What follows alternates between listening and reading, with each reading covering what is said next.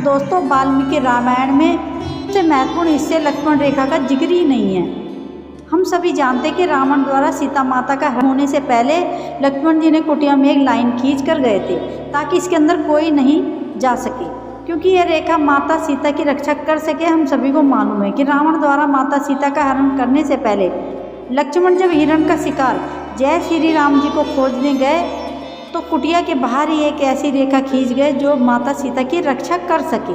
लक्ष्मण रेखा के नाम से जाना जाता है, लेकिन तुलसीदास के रामचरितमानस में और वाल्मीकि रामायण में ऐसी किसी रेखा का जिक्र भी नहीं है। वाल्मीकि रामायण को सबसे पौराणिक और शैक्षणिक रामायण माना जाता है। रामायण की कहानी सबसे पेचीदा प्रकरण लक्ष्मण रेखा है, जिसे लेकर अक्सर चर्चा और बहस होती है कि क्या ऐसी कोई वास्तविक रेखा थी।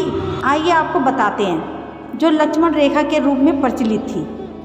एक सुनहरा हिरण कुटिया के सामने आता है। माता सीता उसे देखती है और माता सीता राम जी को उसे पकड़ कर लाने के लिए कहती है। माता सीता के ज़्यादा जोर देने पर श्री राम जी उस हिरण को पकड़कर लाने के लिए निकलते हैं। दरअसल मारीच नाम का राक्षस हिरण का रूप धरकर आता है। जब राम जी उसका शिकार कर लेते हैं तो मरते समय हिरण श्री राम जी और माता सीता का नाम लेकर रुंधन करता है।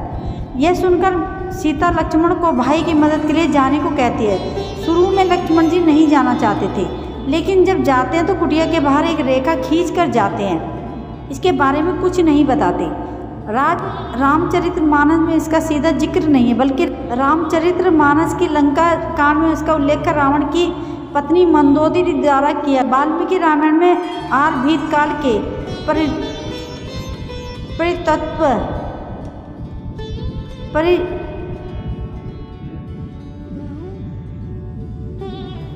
वाल्मीकि रामायण में आर्भीत काल के में इसका वर्णन किया गया है। इसमें कहा गया है कि सीता के नाराज होने के बाद लक्ष्मण जी उसके बड़े भाई की तलाश में निकल पड़े। तो वाल्मीकि रामायण में नहीं है कि लक्ष्मण जी ने कोई ऐसी रेखा वाल्मीकि रामायण में नहीं है कि लक्ष्मण जी ने कोई ऐसी रेखा खींची थी। रावण माता सीता को कुटिया में अकेले पाके रावण सन्यासी का भेष बनाकर वहां पहुंच गया। वाल्मीकि रामायण आगे लिखती है कि सीता ने सन्यासी के रूप में आए रावण को बैठने के लिए आसन दिया, फिर पैर धोने का जल दिया, फिर फल आदि। जब सीता सन्यासी के परिचय पूछती है तो वह कहता है कि हे सीते, जिसके डर से देवता, मनुष्य और तीनों लोग थर थर काँपते हैं, मैं वही राक्षसों का राजा रावण हूँ। वाल्मीकि रामायण श्लोक के जरिए कहती है।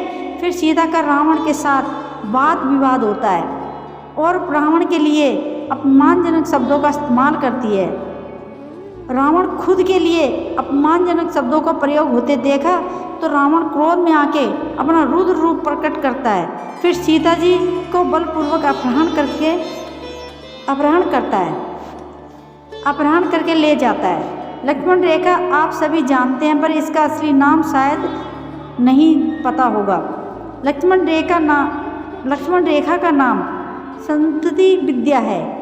यह भारत की प्राचीन विद्या में से एक है, जिसका अंतिम प्रयोग महाभारत युद्ध में भी हुआ था।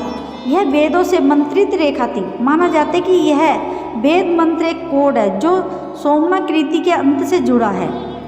जहाँ पृथ्वी और बृहस्पति मध्यम अंतरिक्ष में कई ऐसे केंद्र हैं जहाँ यंत्र को स्थित किया जाता है, तो यह यंत्र अग्नि, वायु, जल को अपने अंदर सोख लेता है। कोड को उल्टा कर देने पर इस प्रकार से अग्नि और विद्युत परमाणु को वापस बाहर की ओर धकेलता है। जब लेजर बीम जैसी किरणें इस रेखा से निकलने लगती है, पुराणों में वैयागी ऋषि के हवाले से लिखा गया है कि लक्ष्मण इस विद्या की इतनी जानकारी हो गई थी कि कालांतर में यह विद्या लक्ष्मण रेखा कहलाई जाने लगी। महर्षि दधीचि, महर्षि शांडिल्य भी इस विद्या को जानते थे। तो दोस्तों, वीडियो अच्छी लगे तो वीडियो को लाइक कर दीजिए और चैनल को सब्सक्राइब नहीं किया है तो चैनल को सब्सक्राइब कर दीजिए। थैंक यू सो मच दोस्तों।